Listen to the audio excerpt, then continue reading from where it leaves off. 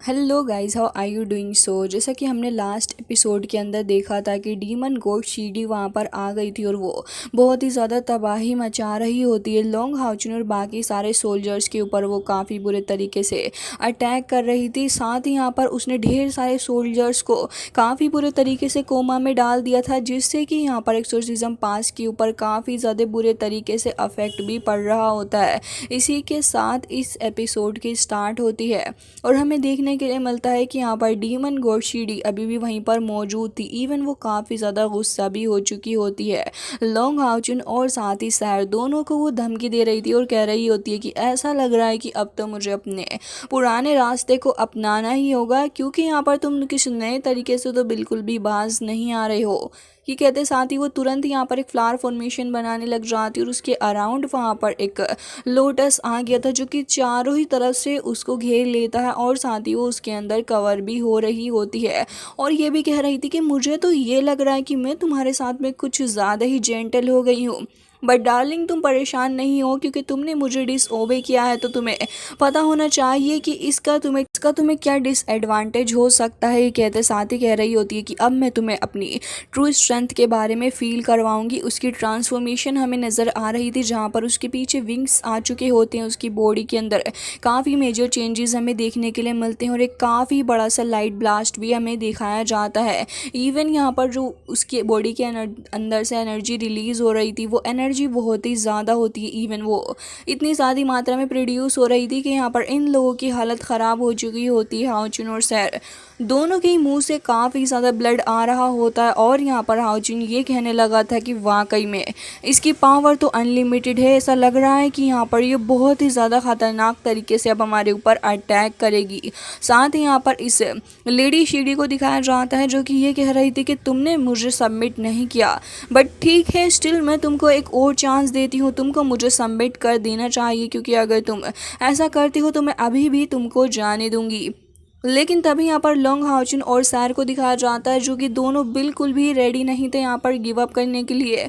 दोनों ही काफ़ी ज़्यादा गुस्से में थे और कह रहे होते हैं कि ये इम्पॉसिबल है। जैसे ही शीडी ये बात सुनती है तो उसे और भी ज़्यादा गुस्सा आने लगा था और कह रही होती है कि ठीक है। और ये कहते हैं साथ ही बटरफ्लाई चेंजेस नाम की एक फॉर्मेशन को समन करते हुए पूरे तरीके से वो यहाँ पर अपने आप को ट्रांसफॉर्म कर लेती है। साथ ही हमें दिखाया जाता है कि यहाँ पर काफ़ी ज़्यादा बुरे तरीके से उसने ढेर सारे बटरफ्लाइज को भेज दिया था लॉन्ग हाउचन और सैर के ऊपर अटैक करने के लिए। बट फॉर्चुनेटली हमें ये दिखाया जाता है कि दोनों ने ही यहाँ पर शील्ड बना ली थी और दोनों ही प्रोटेक्ट कर रहे थे अपने आप को। और साथ ही यहाँ पर लॉन्ग हाउचन इस लेडी शीडी की पावर को देखते हुए ये कह रहा होता है कि 9 रियल्स डीमन गॉड की पावर क्या इतनी ज़्यादा खतरनाक है। इवन हमें दिखाया जाता है कि शील्ड के ऊपर एक काफ़ी बड़ा सा लोटस वहाँ आ गया था जो कि इन लोगों की शील्ड के ऊपर से ही ब्लास्ट कर जाता है। दोनों ही काफ़ी बुरे तरीके से वहाँ से हिट होने वाले थे, बट फॉर्चुनेटली वहाँ पर एक टेलीपोर्टेशन एरे आ गया था जिसके थ्रू वो लोग वहाँ से गायब हो जाते हैं। शीडी ये देखकर काफ़ी शॉक्ड थी कि सडनली सब कुछ यहाँ पर क्या हो गया है और कह रही होती कि तुम्हें क्या लगता है कि तुम मेरी पकड़ से स्केप कर सकते हो? बिल्कुल भी नहीं। ये कहते साथ ही यहाँ पर वो उसको पकड़ने वाली थी, बट हमें दिखाया जाता है कि फॉर्चुनेटली यहाँ पर सैर के जो फादर थे उन्होंने आकर लॉन्ग हाउचन और सैर दोनों को ही बचा लिया था, क्योंकि कुछ वक्त पहले इन्होंने लास्ट एपिसोड के अंदर अपना मैसेज भेजा था इन सारे ही लोगों को कि यहाँ पर इनको ज़रूरत पड़ रही है। तो यहाँ पर उसी मैसेज का इस्तेमाल करते हुए वो फॉर्चुनेटली यहाँ पर आ गए थे और इन दोनों को बचा भी लिया था इस लेडी से। लेकिन उनकी खुद की हालत काफ़ी ख़राब हो चुकी होती है, क्योंकि काफ़ी मेजर अटैक्स से वो इन दोनों को बचा कर लेकर आए थे, जिससे कि उनके मुंह से भी ब्लड आने लगा था। तभी उनका साथी ये कहने लग जाता है कि आप ठीक तो हैं, क्योंकि आपने काफ़ी ज़्यादा स्पिरिचुअल पावर का इस्तेमाल किया है। तभी यहाँ पर अब लॉन्ग हाउचन के साथ और साथ ही सैर वगैरह भी यही कह रहे होते हैं कि हाँ, क्या आप सच में ठीक हैं? जिसके साथ ही वो कह रहे होते हैं कि हाँ मैं ठीक हूँ, लेकिन तुम लोगों ने डेविल के अगेंस्ट फाइट किए, तुम्हें क्या लगता है कि सब कुछ ठीक रहेगा? तभी यहाँ पर लॉन्ग हाउचन कहता है कि कमांडर फॉर्चुनेटली आप वहाँ आ गए हमको रेस्क्यू करने के लिए, अदरवाइज़ मुझे लगता था कि यहाँ पर हमारा एक्सोर्सिज्म उसके ऊपर बिल्कुल भी काम नहीं करेगा, क्योंकि यहाँ पर वो बहुत ही ज़्यादा पावरफुल है। तभी कमांडर कहने लग जाते हैं कि हाँ वो तो तुमने सही कहा, लेकिन क्या तुम यहाँ पर पिलर 12 डीमन को पकड़ने के बारे में सोच रहे थे? मुझे तो लग रहा है कि वो बहुत ही ज़्यादा पावरफुल पावरफुल है। तभी यहाँ पर ये लोग बातें ही कर रहे होते हैं, लेकिन सडनली स्काई के अंदर से काफ़ी ज़्यादा आवाज़ें आने लगी थी। वो आवाज़ें काफ़ी ख़तरनाक थी। तभी कमांडर कहता है कि शुंगुआन जो है वो काफ़ी बड़े डेंजर में फंस चुका है और अब हमें यहाँ पर काफ़ी केयरफुल रहना होगा। दूसरी तरफ सोल्जर्स को देखते हैं जिन्होंने यहाँ पर सिटी के अंदर खुद को प्रोटेक्ट करने के लिए ढेर सारी कैनन्स भी लगा ली होती हैं और उन्हीं का इस्तेमाल ये लोग कर रहे होते हैं। लेकिन डीमंस काफ़ी ज़्यादा मात्रा में थे और वो काफ़ी ख़तरनाक तरीके से आगे बढ़ रहे होते हैं और साथ ही यहाँ पर अपने सामने आने वाले हर एक सोल्जर को वो ऐसे ख़त्म कर रहे थे जैसे कि कोई बात ही नहीं हो। ऐसा लग रहा था कि ह्यूमन सोल्जर को ख़त्म करना उनके बाएं हाथ का खेल है और उनके लिए बिल्कुल भी एफर्ट डालने वाला काम नहीं है। हालांकि यहाँ पर कैनन और बड़े हथियार मौजूद थे जिनकी वजह से ही यहाँ पर सोल्जर्स को इतना सपोर्ट मिल रहा होता है कि वो ब्लाइंडली यहाँ पर लगातार अटैक करने में कामयाब भी हो पा रहे थे। लेकिन तभी हमें दिखाया जाता है कि यहाँ पर ग्रैंडपा जैसे ये चीज़ नोटिस करते हैं कि यहाँ पर कुछ ना कुछ बहुत ही ज़्यादा अनयूजुअल और बड़ा होने वाला है, तो वो थोड़े घबरा से जाते हैं क्योंकि यहाँ पर ये लेडी शीडी अपीयर हो गई थी और अब ये यहाँ पर एक फोरबिडन स्पेल को समन करने लगी होती है। उसकी स्पिरिट बॉडी भी वहाँ पर आ जाती है। ढेर सारे फ्लावर पेटल्स को वो यहाँ बखेर रही थी और साथ ही जैसे ही इसको ग्रैंडपा देखते हैं तो वो कह रहे थे कि बहुत ही ज़्यादा ख़तरनाक है, ये यहाँ पर कास्ट करने वाली है एक फोरबिडन स्पेल जो कि अपने आप में बहुत ही ज़्यादा ख़तरनाक है। तभी ये लेडी यहाँ पर इसको पूरे तरीके से फैलाने लग जाती है। वो एक स्क्रोल का इस्तेमाल कर रही थी और कह रही थी कि डेविल ने मुझे बर्थ दिया है और अब मैं यहाँ पर इसका भुगतान करने जा रही हूँ। जो कि मुझे करना होगा वो फोरबिडन स्पेल जो था वो स्क्रोल तुरंत ही एक्टिवेट हो जाता है और अब यहाँ पर उसके अंदर से काफ़ी ज़्यादा ईविल एनर्जी निकल रही होती है जो कि सोल्जर्स से जाकर हिट हो रही थी। सोल्जर की आई वापस से रेड हो जाती हैं। साथ ही जो घायल वाले सोल्जर थे जिनको कोमा हो गया था वो भी अब धीरे धीरे करके उठने लग जाते हैं। वो सभी ऐसा लग रहा था कि किसी के कंट्रोल में है। ऑफकोर्स वो शीडी के कंट्रोल में ही रहे हैं, जिसके साथ ही यहाँ पर अब सोल्जर डीमन से फाइट करना भूल के एक दूसरे को ही ख़त्म कर रहे होते हैं। लगातार वो एक दूसरे के ऊपर काफ़ी बुरे तरीके से अटैक कर रहे थे, बट फॉर्चुनेटली यहाँ पर ग्रैंडपा ने शील्ड बना ली थी जिससे कि यहाँ पर वो जो ईविल ओरा का असर हो रहा था वो उस प्रोटेक्टिव बैरियर की वजह से नहीं हो रहा होता। लेकिन तभी शीडी ये कहने लग जाती है कि ओल्ड गाय मेरे फोरबिडन स्पेल को ख़त्म करने की कोशिश कर रहा है, आखिर ये ऐसा कैसे कर सकता है, मैं ऐसा नहीं होने दूंगी। और ये कहते साथ ही तुरंत ही यहाँ पर अपने फोरबिडन स्पेल को फैला रही होती है। डीमन तो अब काफ़ी ज़्यादा क्लोज आ चुके थे। सोल्जर अभी यही सोच रहे थे कि हम ठीक हैं, बट एक बार फिर से यहाँ पर उन सोल्जर्स के ऊपर असर होने लगा था। अब यहाँ पर डीमंस का भी खतरा बहुत ही ज़्यादा बढ़ गया था और शीडी भी काफ़ी ज़्यादा हाईली एक्टिव होकर इन लोगों के ऊपर अटैक कर रही होती है। ग्रैंडपा शील्ड भी बनाए हुए थे, बट यहाँ पर अपनी लगातार पावर कंजम्पशन के चलते वो काफ़ी वीक नज़र आ रहे होते हैं। साथ ही हमें दिखाया जाता है कि वो अपनी काफ़ी ज़्यादा पावर का इस्तेमाल भी कर रहे थे, बट कुछ फ़ायदा नहीं नज़र आ रहा था। तभी वहाँ पर हमें दिखाया जाता है कि सारा जाती है जो कि अपनी ट्रांसफॉर्मेशन करती है और अब यहाँ पर वो कह रही थी कि अब मैं तुम्हें बिल्कुल भी नहीं छोड़ने वाली हूँ। लॉन्ग हाउचुन को देखते हैं जो कि यहाँ पर अब गॉड की पावर का इस्तेमाल करने वाला था। वो यहाँ पर होली सेंट को समन कर लेता है और अब यहाँ पर उसी के स्पेल का इस्तेमाल कर रहा होता है, जिसके बाद हमें दिखाया जाता है कि वो यहाँ पर डिवाइन लॉ का इस्तेमाल करता है। सैर भी उसके अंदर अपनी पावर देती है, जिसके साथ ही यहाँ पर अब ये लोग इसके अगेंस्ट जाके टकराने वाले थे। तभी यहाँ पर ये लेडी शीडी जो होती है एक फॉर्मेशन बना लेती है और उस फॉर्मेशन का इस्तेमाल करते हुए अब ये अटैक कर रही थी लॉन्ग हाउचुन की तरफ। तभी यहाँ पर लॉन्ग हाउचुन भी इससे अच्छी खासी टक्कर ले रहा होता है। डीमंस भी यहाँ पर सैर के ऊपर इकट्ठे होकर हमला कर रहे थे, बट वो यहाँ पर उनको हैंडल कर ले रही होती है। हालांकि यहाँ पर इन दोनों की ही पावर को वो ख़त्म करती है और कह रही थी कि मैंने तुमसे कहा था ना कि तुम यहाँ से एस्केप नहीं कर सकते हो, या तो तुम्हें यहाँ पर मेरे सामने अभी भी अपने आप को सेक्रीफाइस कर देना चाहिए, या तो फिर यहाँ पर पूरा का पूरा एक्सोर्सिज्म पास ही मैं ख़त्म कर दूंगी, इसके बारे में दोबारा सोचने का मौका तुम्हें नहीं दिया जाएगा। ये कहते साथ ही वो एक बार फिर से अपने फोरबिडन स्पेल को कास्ट करती है और यहाँ पर ग्रैंडपा अपनी पूरी पावर लगा कर भी उसको नहीं रोक पा रहे थे, तो कह रही होती है कि सर तुम चाहो तो सरेंडर कर सकती हो। सर भी अपने सामने देख रही थी कि सोल्जर्स अब एक दूसरे को ख़त्म कर रहे हैं, जबकि किसी का भी खुद के ऊपर कंट्रोल नहीं है। साथ ही डीमंस भी इस मौके का फ़ायदा उठा रहे हैं। वो यहाँ पर कुछ सोचने लगी थी, अपनी मदर को भी हिट होते हुए देखती है और ग्रैंडपा को भी यहाँ पर हिट होते हुए देखती है वो बाकी सारे लोगों के द्वारा। लेकिन फिर भी यहाँ पर वो घबरा नहीं रही होती, क्योंकि लॉन्ग हाउचुन वहाँ जाता और कह रहा था कि सारा में इस एक्सोर्सिज्म को नेक्स्ट लेवल पर लेकर जाना होगा इसको ख़त्म करने के लिए, क्योंकि वहाँ पर सूरज भी निकल निकलने वाला था तो लोंग हाउचुन को देखते हैं जो कि अपनी sun and moon divine snail shield को इस्तेमाल करता है इस लेडी के अगेंस्ट। बट वो कह रही थी कि अब मैं यहाँ पर सबसे खतरनाक टेक्निक का इस्तेमाल तुम्हारे अगेंस्ट करूंगी लोंग हाउचुन। तभी लोंग हाउचुन कहता है कि हाँ ट्राई करके देख लो, क्योंकि अब मैं अपनी सन एंड मून डिवाइन लो का इस्तेमाल करने वाला हूँ। वो तुरंत ही अपनी स्नेल शील्ड को निकाल लेता है लेडी के ऊपर अटैक करने के लिए। बट शीडी भी यहाँ पर लोंग हाउचुन के ऊपर अटैक कर रही थी। लोंग हाउचुन कह रहा होता है कि तुम्हारा यहाँ से रिवर्स करना मुश्किल है, क्योंकि यहाँ पर वो जो उसके फोरबिडन स्पेल की पावर होती है वो डिवाइन शील्ड के अंदर जाकर समा जाती है और वो अब वापस से होली पावर के अंदर कन्वर्ट हो रही थी। ये देखने के बाद शीडी हैरान थी कि आखिर ये कैसे हो सकता है। वो इस बात पर विश्वास नहीं कर पा रही थी, लेकिन अब देर हो चुकी थी क्योंकि वो डिवाइन पावर जाके उस स्क्रोल से हिट हो जाती है, जिसके बाद जो स्क्रोल का असर हो रहा था वो अब नहीं हो रहा होता और सोल्जर्स एक बार फिर से ठीक होने लगे थे। जो स्क्रोल था वो वहाँ पर खुद ही खत्म हो जाता है और यहाँ पर शीडी की फोरबिडन स्पेल जो थी वो भी खत्म हो चुकी थी, जिसके चलते उसके पास में भागने के अलावा कोई दूसरा ऑप्शन नहीं था। तो वो वहाँ से तुरंत ही भाग जाती है, जिसके बाद सहर कहती है कि फॉर्चुनेटली इस बार तुम भाग गई हो, लेकिन नेक्स्ट टाइम हम तुम्हें नहीं छोड़ेंगे। जिसके बाद हमें देखने के लिए मिलता है कि जैसे ही वहाँ पर उसकी वो फोरबिडन स्पेल ख़त्म होती है तभी यहाँ पर उसकी खुद की भी डेथ हो चुकी थी फॉर्चुनेटली। एंड यहाँ पर इन दोनों ने ही सक्सेसफुली उसको ख़त्म कर दिया होता है। वो पूरी एशिस के अंदर कन्वर्ट हो चुकी थी और यहाँ पर लोंग हाउचुन और सैर काफ़ी ज़्यादा खुश थे कि यहाँ पर इन्होंने इसे ख़त्म कर डाला है। हालाँकि जैसे ही यहाँ पर वो लेडी ख़त्म होती है तभी यहाँ पर सारे के सारे जो ईविल मॉन्स्टर्स थे वो खुद भी यहाँ पर भागने लग जाते हैं, क्योंकि जब बॉस ही ख़त्म हो चुकी है तो फिर ये सारे के सारे यहाँ पर ठहर के क्या ही करेंगे। उनका कॉन्फिडेंस भी काफ़ी ज़्यादा लो हो गया होता है, जिसके बाद हमें दिखाया जाता है कि वो सभी वहाँ से भागने लग जाते हैं। सोल्जर्स अब काफ़ी ज़्यादा मोटिवेटेड हो चुके थे और वो सभी बचे कुछ डीमंस को ख़त्म कर रहे होते हैं, जिसके साथ ही हमें दिखाया जाता है कि यहाँ पर सैर के ग्रेट ग्रैंडफादर ये कहने लग जाते हैं कि बहुत ही बढ़िया, एक बार फिर से तुमने ये काम कर डाला है।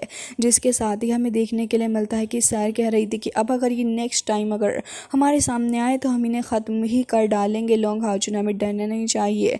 जिसके साथ ही यहाँ पर हमें दिखाया जाता है कि यहाँ पर वो उसे काफ़ी ज़्यादा प्यार से भी देख रही होती है।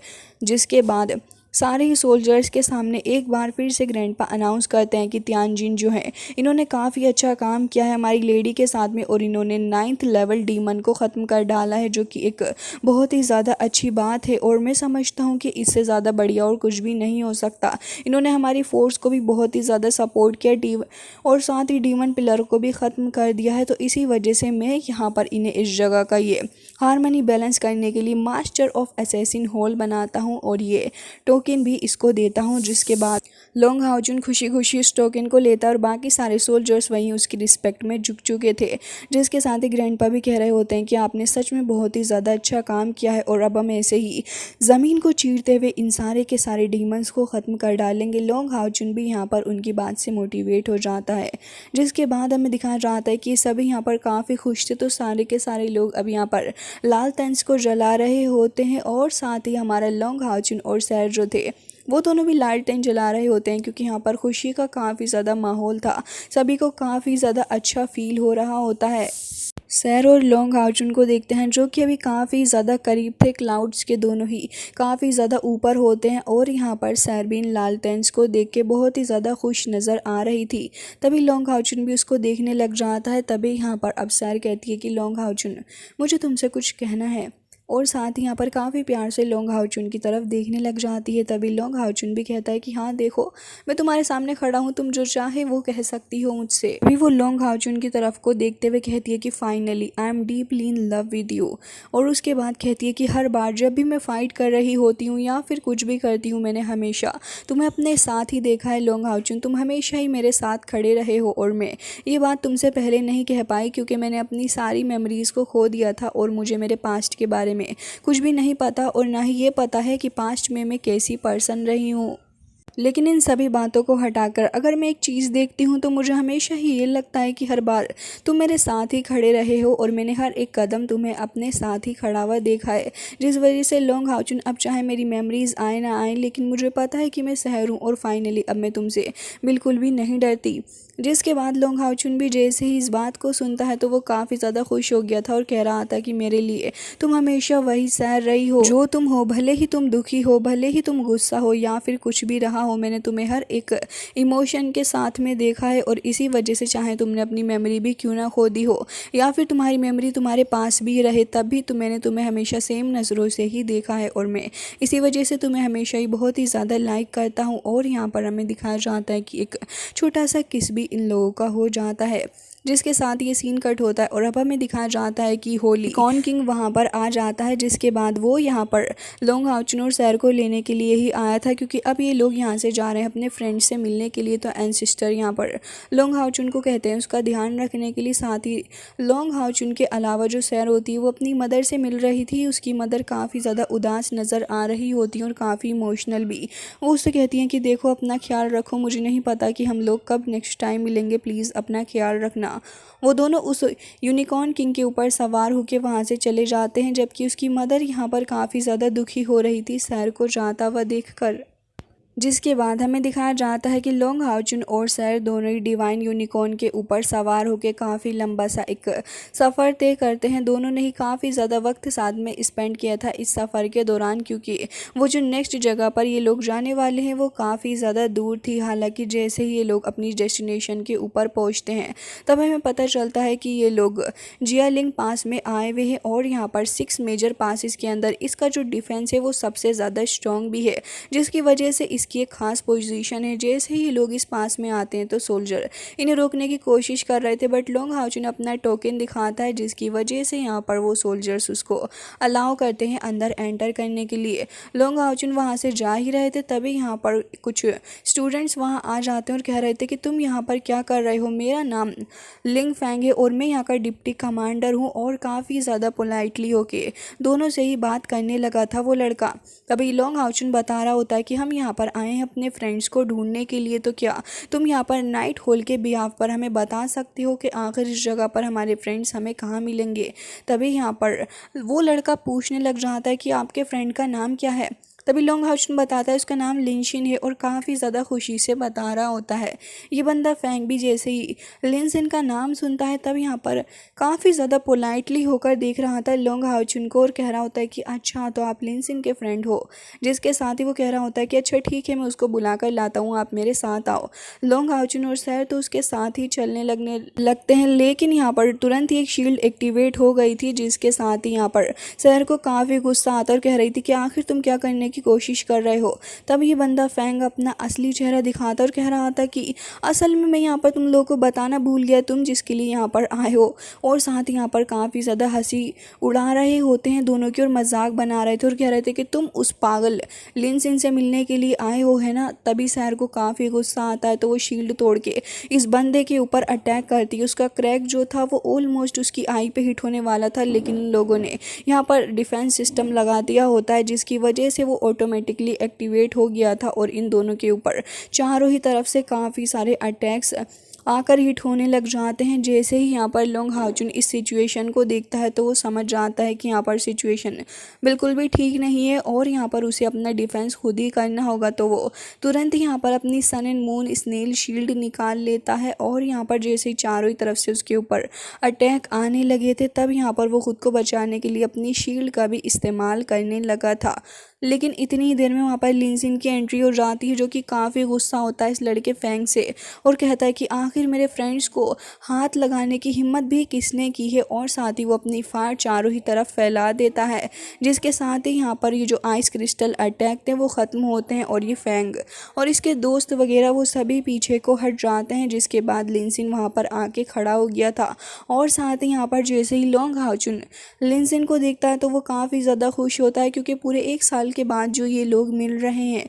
जिसके बाद लिनशिन भी देख रहा था अपने फ्रेंड लोंग हाओचुन को, वो भी काफ़ी खुश नज़र आ रहा होता है। लेकिन ये लड़का फैंग एक बार फिर से आगे बढ़ रहा होता है अटैक करने के लिए, लेकिन तभी वहाँ शेलिन आ जाती है, जो कि अपने पावर का इस्तेमाल करते हुए तुरंत ही इस लड़के के ऊपर अपनी सोर्ड से अटैक करती है और साथ ही उसकी नेक के ऊपर सोर्ड तैनात करते हुए कहती है कि आखिर तुमने हिम्मत भी कैसे करी हमारे कैप्टन के ऊपर अटैक करने की, आगे से इस बात का ध्यान रखना। और वो तुरंत ही आगे बढ़ के जा रही होती है।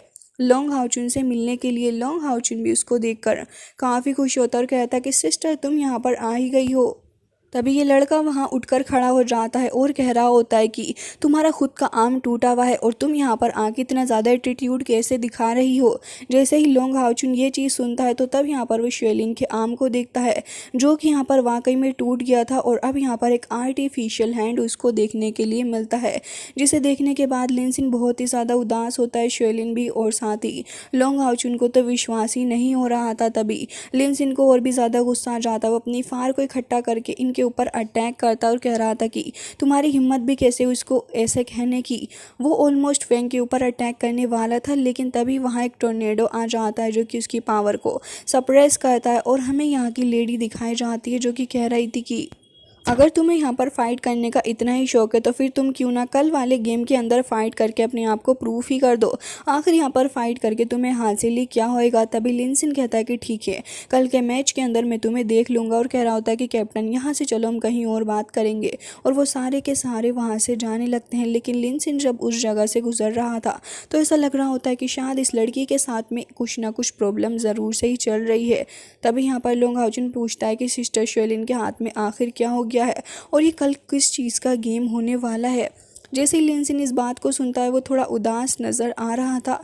हालांकि इसी के साथ आज का ये एपिसोड हो जाता है एंड आई होप कि आपको पसंद आया होगा।